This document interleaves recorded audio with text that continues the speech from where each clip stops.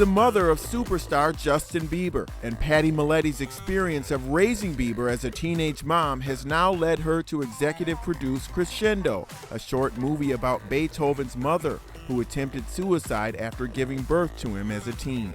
I talked with Pattie about all things Justin Bieber and her involvement in the new film. You're characterized in the media as someone who's adopted a pro-life position, but part of the reason you came in here today was to set the record straight, to explain your involvement in this film was not related to any political belief. Right. Yeah, you know, the media just sort of does what they want, says what they want. Sometimes they made a lot of assumptions. You know, the film's not even out yet, so they haven't really seen it. To make a statement like that it was a pro-life film, really it's just a historical piece of Beethoven's mom, and her experience while she was pregnant with Beethoven. And so some people are going to make of it what they will, but didn't get involved to make any sort of political stance at all.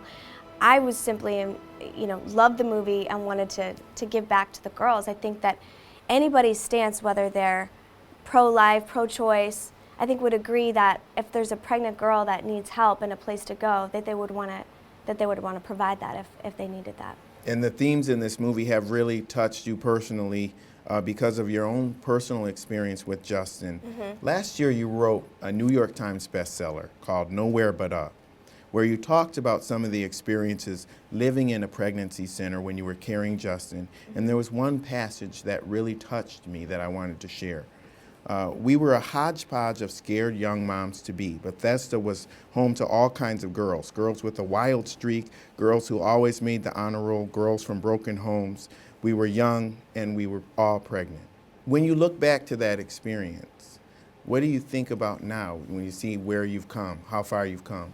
I'm just so grateful that there was a place like that existed. I really don't know where I'd be today if that pregnancy center didn't exist. And unfortunately, because of lack of funds, it had to close its doors. And so that's why I'm so excited to be a part of this project, because raising money for pregnancy centers ensures that more doors stay open and more girls that were in my position can have that same chance. One of your publicists was telling me that a lot of Justin's fans are young women that kind of look at you as a mom for them. Right, yeah, I have you know, almost 2 million Twitter followers. It's crazy, and you know, they all call me mom, and I love it. I just love tweeting at them and giving them advice, and it's amazing. A lot of people see success, but they don't understand the blueprint of success, that it's never just about that kid that can sing, but it's also about the sacrifices that the parents make, the things that the parents have to do to position the kid to get to the position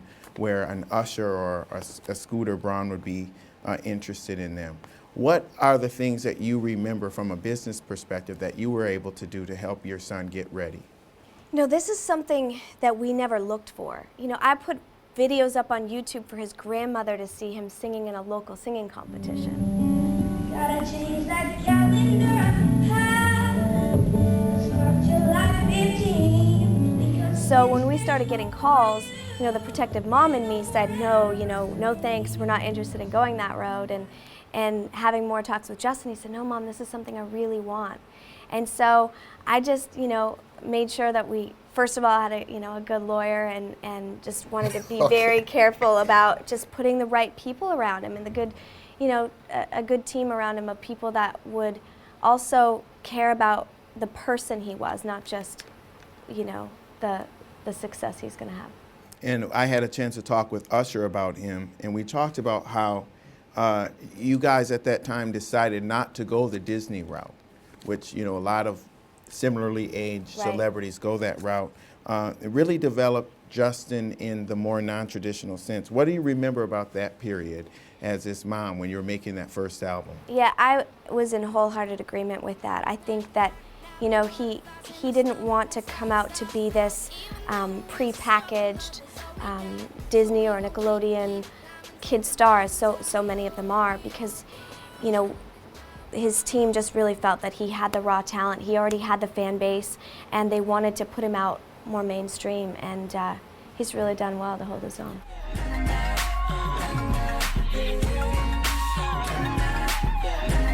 I can tell you did a good job with him because I remember one time I was watching a video of him at the airport. And I don't know if he was with Scooter Braun or who he was with, but the kid, I don't know, maybe he was 15. The kid wanted to buy an airplane, a remote control airplane, and the guy said no, he couldn't. So he called you and he asked for permission. And here I'm thinking, the kid probably doesn't even really know that he has enough money now to buy his own plane, but he's calling his mom. How did you position him to stay grounded and to not be aware of that? I didn't ever stop parenting him, you know, so if we were on the road and we were touring, if he did something that he wasn't supposed to be doing, I would take away his phones or, you know, figure out different ways to stay disciplining him. So I never gave up that role of authority in his life, so I think that he's just maintained it. Even if you don't seek the spotlight yourself, you're inextricably tied because you are the mother of Justin Bieber and you are really parenting, as you say. So as his brand grows and your brand grows, what do you expect to do over the next 5 years? I don't know. I'm just sort of exploring my options. Now that he's 18, I'm like, I don't know what to do with myself. I've been, you know, a single mom for so many years. So I put my dreams and things on hold for so long. So now I'm getting involved in some films, and I have a teen version of my book coming out in the summer. And I'm doing a lot of philanthropy, and I just hope to do some different things to be able to give back. One of the things that I've always wondered about celebrities that are his age is, do they make more mistakes than kids their age, or are their mistakes amplified because they're celebrities? Are they doing the same thing that everybody does, but they're celebrities, so the light is shining on them? When you're in the position of being a celebrity, you don't think of yourself necessarily as a celebrity. You're just doing life, and you just have different people around you in a different set of circumstances. And so growing up in that, you're gonna still want to experience all the same things everyone else does. And so I think that you're making all your mistakes and you're doing everything, but the media is there to catch it all. You know, where when I was growing up, I made a lot of mistakes, but there was nobody there to catch it on camera and for the whole world to judge me for it. As you move forward with your son and everything, do you think that he, as he goes on, will always be in music?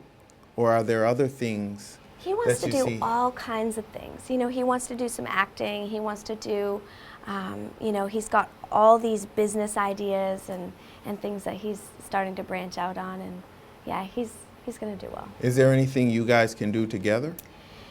You know, I think that we'll probably do things here and there together, but he's 18 right now, and so, you know, he wants a space for mom, and so, you know, when he gets older, I'm told that they come back and, you know, and want to be, you know, closer again. Yeah. So. One thing that you said that really stood out to me is you said celebrities don't see themselves as celebrities. I disagree.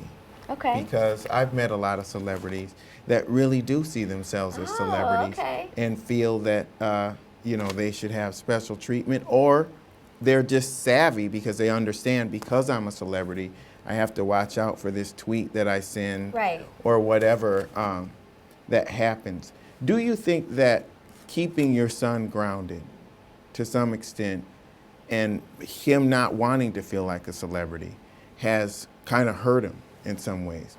No, I think like with anything in life, you just have a different set of circumstances, you know, and for him, he does have to be careful about what he says because he's a role model and because he's responsible for you know, being a voice to so many young people.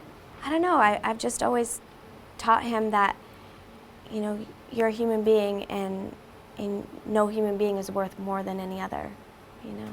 Does it hurt you when you read the TMZs and the National Enquirer and you see pictures and you see, how does it make you feel? You have to learn to take it with a grain of salt and hope that the majority of people reading things don't believe everything that they read, but it just sort of comes with the territory, and you just, as long as you know who you are and you know the truth, then, you know, it's okay.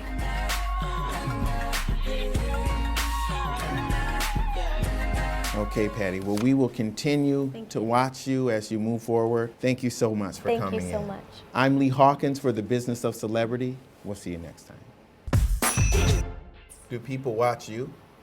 A little bit, yeah, a little bit. Not as much. We talk a lot, and I want him to learn from my mistakes instead of, doing his own.